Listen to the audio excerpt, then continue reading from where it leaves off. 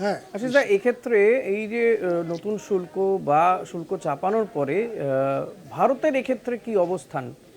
দেখো, ভারতের অবস্থানটা নিয়ে কথা বলার আগে আমি এটা বলে নিতে চাই যে এই যে শুল্ক ডোনাল্ড ট্রাম্প চাপাচ্ছেন সেটা কি একতরফা হবে? অর্থাৎ শুধু ডোনাল্ড ট্রাম্প বা মার্কিন যুক্তরাষ্ট্রই শুল্ক চাপাবে আর বাকিরা মুখ বুজে সহ্য করবে? এখনও পর্যন্ত দুনিয়া জুড়ে যে খবর আমাদের কাছে আসছে তাতে কিন্তু ওই দেশগুলো যাদের উপর শুল্ক চাপানো হয়েছে সেই দেশগুলো পাল্টা ব্যবস্থা নিচ্ছে।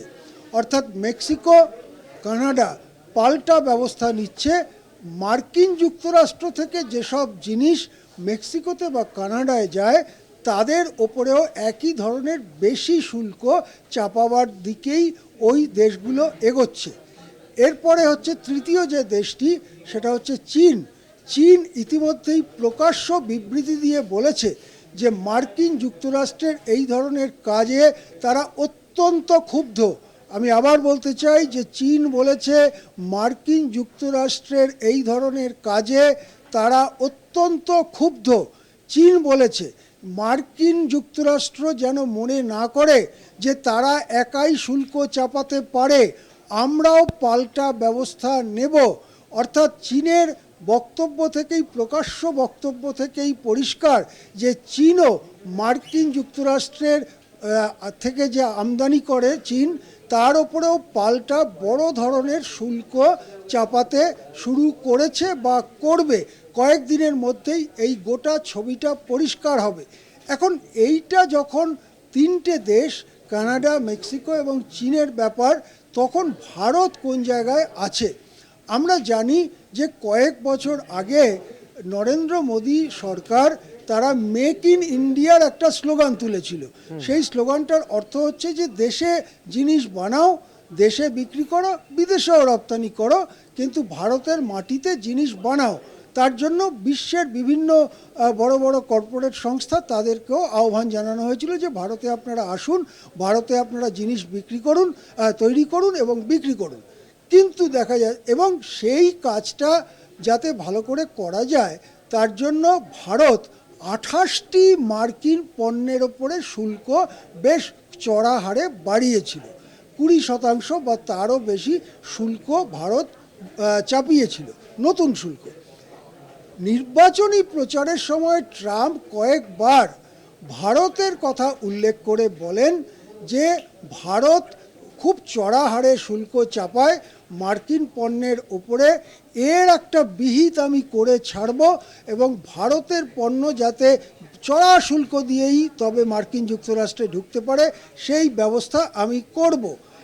এখন দেখা যাচ্ছে যে ট্রাম্প প্রশাসন সেই হুমকিতেই কাত হয়ে পড়েছে। যেটা খবর বেরোচ্ছে সেটা হচ্ছে ওই 28টি পণ্যের মধ্যে 8টি পণ্যে কিছুদিন আগেই বাড়তি শুল্ক ভারত প্রত্যাহার করে নিয়েছে। আর এই গত 2-1 দিনের মধ্যে বাকি যে 20টি পণ্য মার্কিন যুক্তরাষ্ট্র থেকে আমরা আমদানি করি সেই পণ্যগুলোতেও যে বাড়তি শুল্ক চাপানো হয়েছিল সেই শুল্ক প্রত্যাহার করে নিয়েছে নরেন্দ্র মোদী সরকার। তার ফলে যেটা দাঁড়ালো, কয়েক বছর আগে মেক ইন ইন্ডিয়া ঘোষণা করবার সময় যে শুল্কের পরিস্থিতি ছিল মার্কিন যুক্তরাষ্ট্রের সঙ্গে, সেই জায়গাতেই ভারত ফিরে গেল। তাহলে কি মেক ইন ইন্ডিয়া সফল হয়েছে?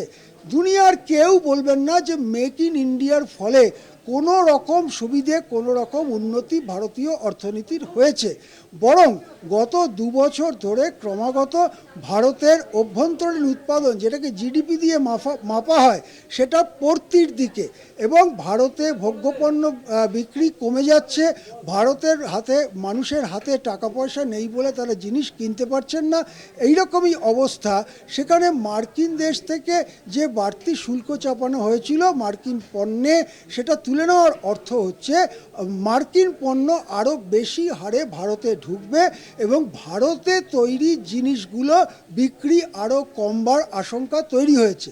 এখন প্রশ্ন হচ্ছে হঠাৎ করে মোদী সরকার এই রকম সিদ্ধান্ত নিতে গেল কেন?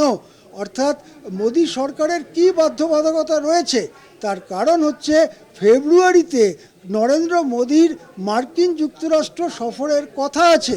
সেই সফরের আগেই ডোনাল্ড ট্রাম্পের কাছে গুড বয় সাজবার জন্যে, ডোনাল্ড ট্রাম্পের কাছে ভালো ছেলে সাজবার জন্যে সেখানে যাবার আগেই মার্কিন পণ্যে শুল্ক টুল্ক প্রত্যাহার করে নিল, যাতে মার্কিন যুক্তরাষ্ট্র ভারতের পণ্যের ওপরে নতুন করে শুল্ক না চাপায়। ঋষি।